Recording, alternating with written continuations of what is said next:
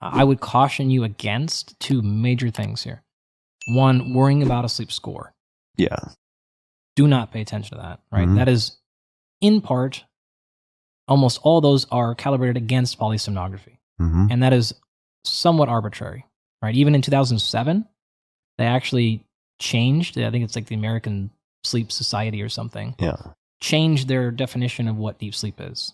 Moving target. Yeah. And polysomnography, for people who don't know, I mean, this is what we were referring to earlier, like the sleep lab, bunch of stuff stuck on your scalp. It's the quote unquote gold standard. But what people don't know about that is, number one, those things change. And then two, even in a sleep lab, those are based on 30-second epochs, right? So what happens every 30 seconds? And then somebody goes in there, manually grades and decides this was a cutoff line, this was not a cutoff line. And so you're being still subjectively scored. Mm-hmm. Even on, like, you went in the lab, you went into the sleep clinic, you did the whole thing.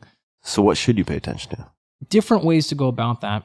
Like, I do have an Oura ring. I could wear one prior. I mean, I could put one on But tonight still, or again, tomorrow. we use Oura, for the record, with almost everybody for many reasons. Have used it historically. So this is nothing against them whatsoever. But even Oura is matched against polysomnography. So when they say they're 99% accurate or 80% accurate, it's against PSG, which I don't think is telling you the story. The second part about that is problematic is, if I asked you, and we had this entire conversation about training, and you said, hey, I want to train for my ski thing. How would I train the same way for this 2 months of skiing, physically train, as I would if that was now a marathon?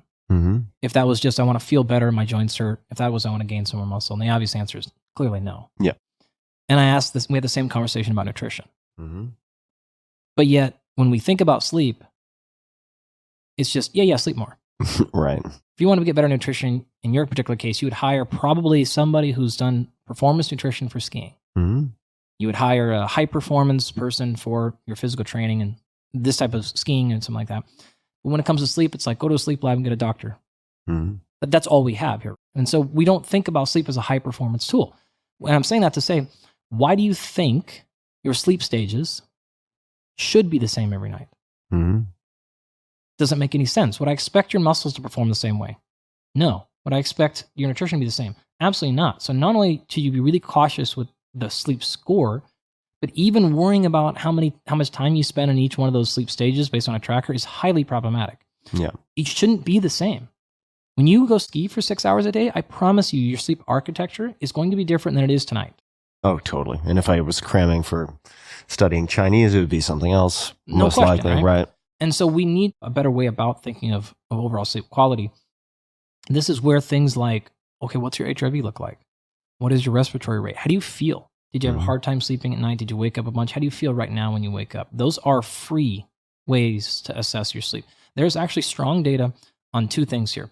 One, I promise I'm coming back to the point. I warned you before we started. Oh, no, you did. This is why I'm alert. I'm sympathetically activated to keep track. Yeah. Excellent data.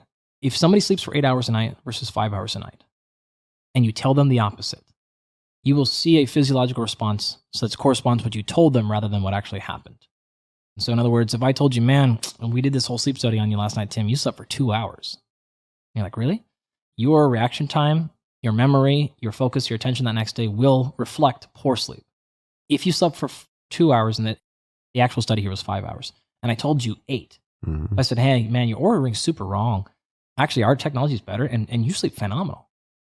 Like, that's not true, but like I made it up, right? You would actually respond that way. There's a thing that's growing in the field called orthosomnia,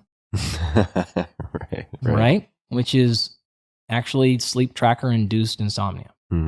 Those scores matter to you. They matter more than you think. There's also an anticipatory response that can happen, such that this is why you don't check your phone first thing in the morning, right? So when you know that a certain thing happens, in this particular case, checking your sleep score first thing in the morning, you will then back calculate and start adjusting your sleep to wake up in that aroused state, which then compromises your sleep quality because you know that thing is happening in a certain amount of time. Meaning you're anticipating waking up, looking at your sleep score, getting a positive or negative feedback, and now it's disrupting. And this is why we're typically waking up all of a sudden earlier. Don't know why, right? Things like that. So all that stuff, you need to be really, really careful with understanding, like, how am I using any of these technologies if I overall am. So sleep quality, we'll kind of leave it to that for now. Sleep banking, how to, and caffeine. Back to our original point here now. When you are thinking about sleeping more, we're paying attention to those other ones first. Duration is the one you keep saying, sleep banking. Mm-hmm. But really, I've tried to make the argument sleep quality matters and then timing. So if you are in the same timing and have a higher quality, you have de facto increased duration. Sure. Even if your duration didn't actually increase. So the number one and two things I'd say there is, okay, number one, let's make sure you're timing your activity today in the right time of your physical day. That's going to make you feel like you've slept more. Mm-hmm. Your performance will go up. And so without actually increasing a minute of sleep, you performed like it's like a pseudo sleep making. Mm-hmm. It's like pseudo sleep extension. Getting a higher quality of sleep and all those things is the same thing. So that's step number one and two, independent of a single extra minute of sleep. If you still need that, then this is where things like napping can come in. Now, be careful with napping. I personally don't like it at all. In these particular cases, I'm okay going with it as long as it's not reducing sleep pressure, harming your sleep latency. Yeah.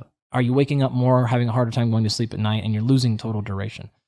A lot of people can get away with a lot of napping, and it doesn't harm Yeah, it doesn't work very well for me. Yeah, okay. So in your particular case, I would say just take what we have, get as much sleep as absolutely possible, and then build in what are non-sleep equivalents. So what can we do throughout the day to encourage extreme downregulation? And really banking that. It's not the same as banking sleep, but is it having the same potential? Well, we've taken a couple of steps of logic away, but it's close, right? Yeah. So this is pick breath work, pick low intensity exercise, pick non-sleep deep rest stuff, right? All kinds of things we can do that are going to, again, simulate some aspect of sleep, and that's what we're going to go after. And then really doubling, tripling, quadrupling down on all of your personal known best sleep practices, and just really making sure that is our top priority for the day. What are the things I have to get done? Check in for my flight, pack, things like that.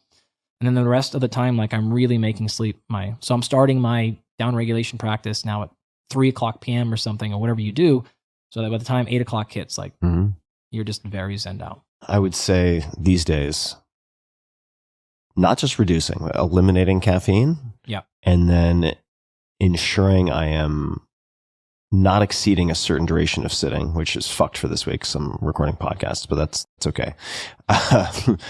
Those two things, if I attend to those two things, everything else is a rounding error. Yeah. Those are the two. Putting aside the low back stuff for now, we can come back to it, but it's such a gnarled, tangled mess of different theories and diagnoses. But the caffeine is, I suppose, a little simpler, not always easy. But okay. What is your position here? And great. I personally don't love caffeine much.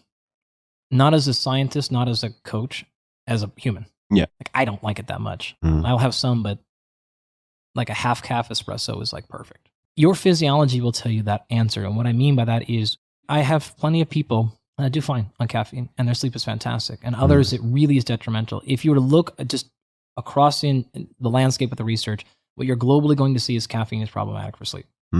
It just doesn't. I'm not even talking about like, hey, you don't have caffeine past 2:00 p.m. or things like that. I'm talking about literally any caffeine ingestion whatsoever just seems to take sleep the wrong direction. Yeah, and I think I misevaluated this for a long time because I can consume stupid amounts of caffeine and fall asleep. Of course. But the sleep architecture is disaster, right? It's like one of those spider webs that is created by the spider on methamphetamine where you're like, oh, that doesn't look right. Yeah. That's my sleep.